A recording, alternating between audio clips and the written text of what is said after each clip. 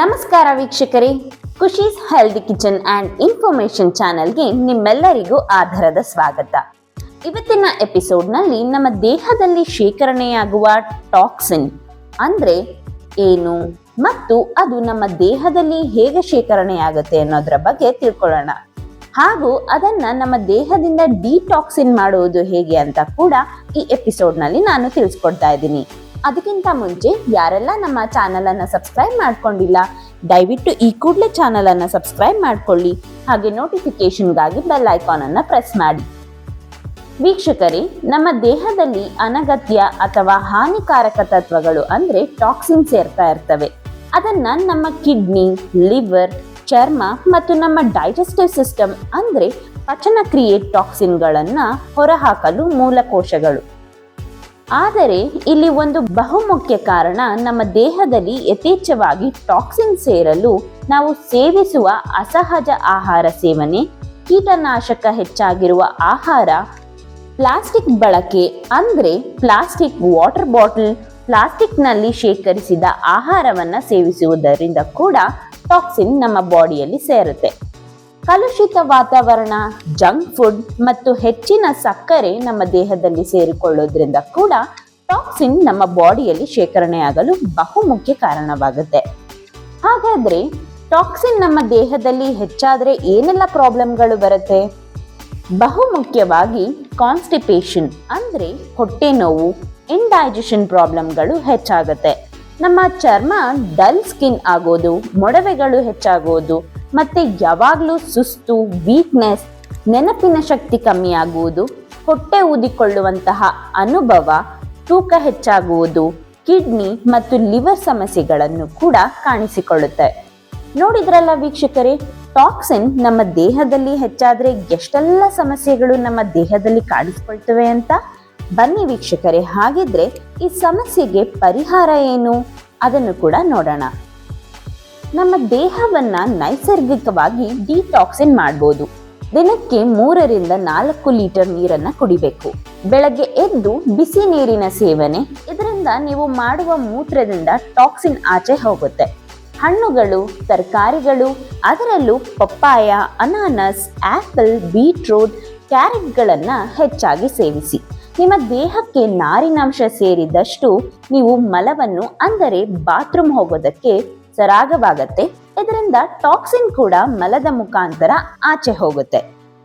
Junk food ನಂತೂ ನಿಲ್ಲಿಸ್ಬಿಡಿ, ಯಾಕಂದ್ರೆ ಅದರಲ್ಲಿ ಹೆಚ್ಚಾಗಿ ಉಪ್ಪು, ಸಕ್ಕರೆ, ಪ್ರಿಸರ್ವೇಟಿವ್ಸ್ ಹಾಗೂ ಟೇಸ್ಟಿಂಗ್ ಪೌಡರ್ ಅನ್ನ ಹೆಚ್ಚಾಗಿ ಬಳಸಿರ್ತಾರೆ.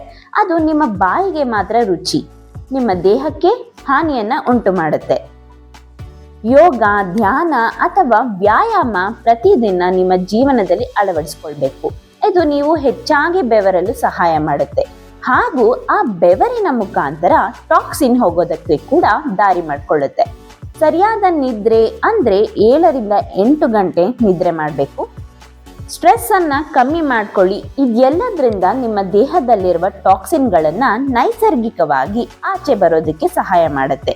ಹಾಗೂ ನೀವು ಆರೋಗ್ಯವಾಗಿರಲು ಕೂಡ ದಾರಿ ಮಾಡಿಕೊಡುತ್ತೆ. ಇದರ ಜೊತೆಗೆ ಇನ್ನೂ ಪರಿಣಾಮಕಾರಿಯಾಗಿ ಟಾಕ್ಸಿನ್ ನಿಮ್ಮ ದೇಹದಿಂದ ಆಚೆ ಹಾಕುವುದಕ್ಕೆ ಕೆಲವೊಂದು ಪಾನೀಯಗಳು ನೀವು ಮಾಡಿ ಸೇವಿಸಬಹುದು. ಮೊದಲನೆಯದಾಗಿ ನಿಂಬೆಹಣ್ಣು ಹಾಗೂ ಜೇನುತುಪ್ಪ.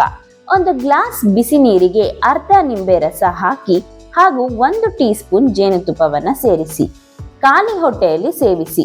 ಇದನ್ನ ಪ್ರತಿದಿನ ಸೇವಿಸಿದ್ರೆ ನಿಮ್ಮ ಹೊಟ್ಟೆ ಬೊಜ್ಜು ಕರಗುತ್ತೆ, ನಿಮ್ಮ ಲಿವರ್ ಶುದ್ಧೀಕರಣ ಆಗುತ್ತೆ, ಮೆಟಬಾಲಿಸಮ್ ಹೆಚ್ಚಿಸಿ ತೂಕ ಕಡಿಮೆ ಮಾಡಲು ಸಹಾಯ ಮಾಡುತ್ತೆ.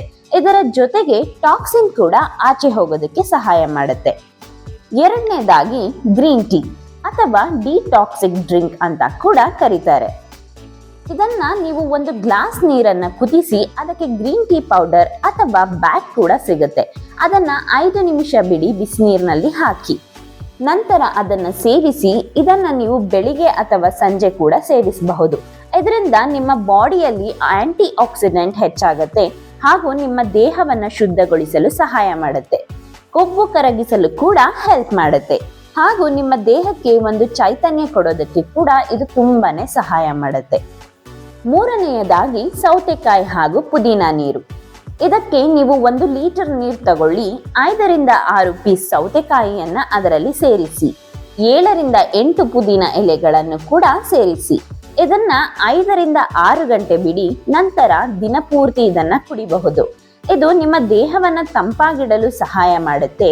ಹೊಟ್ಟೆ ಬೊಜ್ಜನ್ನು ಕೂಡ ಕರಗಿಸಲು ತುಂಬಾನೇ ಹೆಲ್ಪ್ ಮಾಡುತ್ತೆ. ಹಾಗೂ ನಿಮ್ಮ ದೇಹಕ್ಕೆ ಹೆಚ್ಚಿನ ಪ್ರಮಾಣದ ನೀರನ್ನ ಒದಗಿಸುತ್ತೆ. ಜೊತೆಗೆ ಡಿಟಾಕ್ಸಿಫೈ ಕೂಡ ಮಾಡುತ್ತೆ. 4ನೇಯದಾಗಿ ಅನಾನಸ್ ಹಾಗೂ ಕೊತ್ತಂಬರಿ ಸೊಪ್ಪು ಡ್ರಿಂಕ್. ಇದಕ್ಕೆ 1 ಕಪ್ ಅನಾನಸ್ ಕಟ್ ಮಾಡ್ಕೊಳ್ಳಿ. ಜೊತೆಗೆ 1 ಕಪ್ ಕೊತ್ತಂಬರಿ ಸೊಪ್ಪು ಕೂಡ ಸಣ್ಣದಾಗಿ ಕತ್ತರಿಸಿಕೊಳ್ಳಿ. ಅರ್ಧ ನಿಂಬೆ ರಸವನ್ನ ಅದಕ್ಕೆ ಸೇರಿಸಿ 1 ಗ್ಲಾಸ್ ನೀರನ್ನು ಕೂಡ ಸೇರಿಸಿ ಇದನ್ನ ಬೆಳಿಗ್ಗೆ ಖಾಲಿ ಹೊಟ್ಟೆಯಲ್ಲಿ ತಗೊಳ್ಳಿ. ಇದರಿಂದ ನಿಮ್ಮ ಲಿವರ್ ಕ್ಲೆನ್ಸಿಂಗ್ ಆಗತ್ತೆ ಮತ್ತು ನಿಮ್ಮ ದೇಹ ಶುದ್ಧೀಕರಣ ಮಾಡುತ್ತೆ.